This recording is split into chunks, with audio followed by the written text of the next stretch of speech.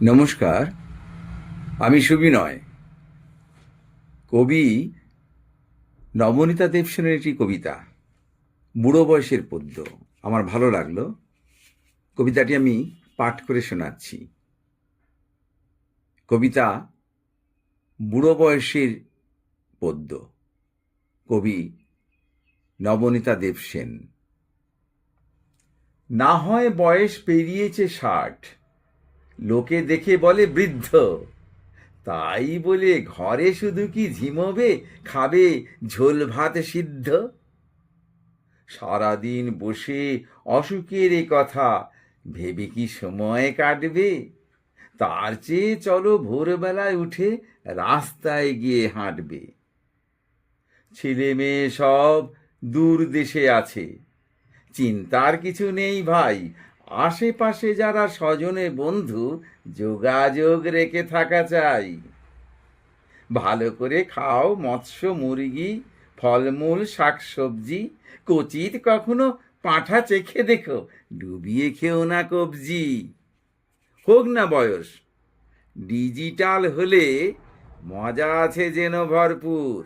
বহু দরকার তাতেই মিটবে, কাছে এসে যাবে যারা দূর। অনেক ইচ্ছে মনে চাপা আছে, সুযোগ পাওনি আগে তার। এখন রয়েছে অগাধ সময় ইচ্ছে পূরণ করবার। লেখালেখি করো, ইউটিউব দেখে করতেও পারো রান্না। গলা ছেড়ে গান গেয়ে যাও দেখি, কেউ জুড়বে না কান্না। চলাফেরা করো আছাড় না খেয়ে, পড়ে যেও না কো সাবধান। হাত পা ভাঙলে মহা দুর্ভোগ, ভুগে ভুগে শেষে যাবে প্রাণ। হারানো বন্ধু ফেসবুকে খোঁজো, খুঁজে পাওয়া নয় শক্ত। ঠাকুর দেবতা এই নিয়ে থাকো, তুমি যদি হও ভক্ত।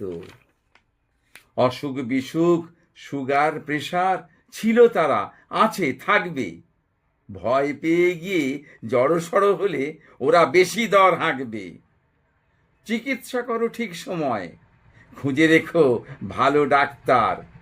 হোক ডাক্তার বন্ধুর মতো, নাই হলো হাঁক ডাক্তার। সমাজকে যদি দিতে পারো কিছু, সামর্থ্য মতো দিয়ে দাও। অভিজ্ঞতারও বহু দাম আছে, চাও যদি ভাগ করে নাও। সময় এগোবে, বুড়ো বুড়ি হব, এটাই নিয়ম যেন ভাই। তবুও থাকবো সজীব সতেজ, বয়সের মুখে দিয়ে ছাই। তবুও থাকবো সজীব সতেজ, বয়সের মুখে দিয়ে ছাই।